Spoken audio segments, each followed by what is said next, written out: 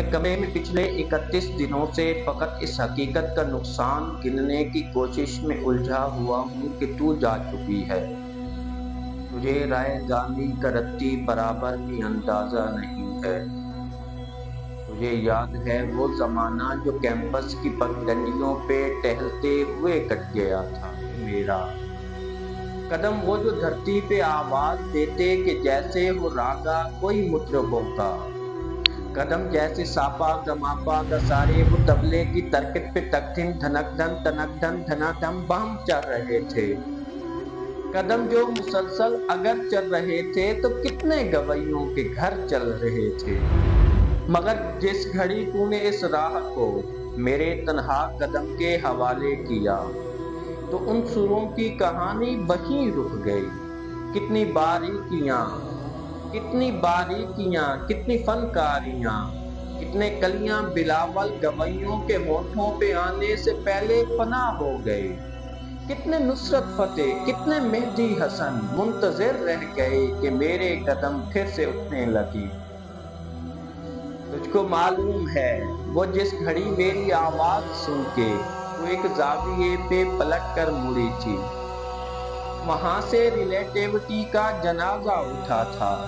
تیرے اس ایک زاویے کی کشش میں ہی یونان کے سب فلسفی سب زمانوں کی ترتیب برباد کر کے تجھے دیکھنے آ گئے تھے کہ تیرے جھکاؤ کی تمثیل پہ اپنی ترچھی لکیروں کو خم دے سکیں، اپنی اکڑی ہوئی گردنوں کو لیے اپنے وقتوں میں پلٹیں جیومیٹری کو جنم دے سکیں۔ اب بھی کچھ فلسفی اپنے پھیکے زمانوں سے بھاگے ہوئے میرے رستے پہ آنکھیں بچھائے ہوئے اپنی دانست میں یوں کھڑے ہیں کہ جیسے دانش کا منبع یہیں پہ کہیں ہے مگر مڑ کے تکنے کو تو ہی نہیں ہے۔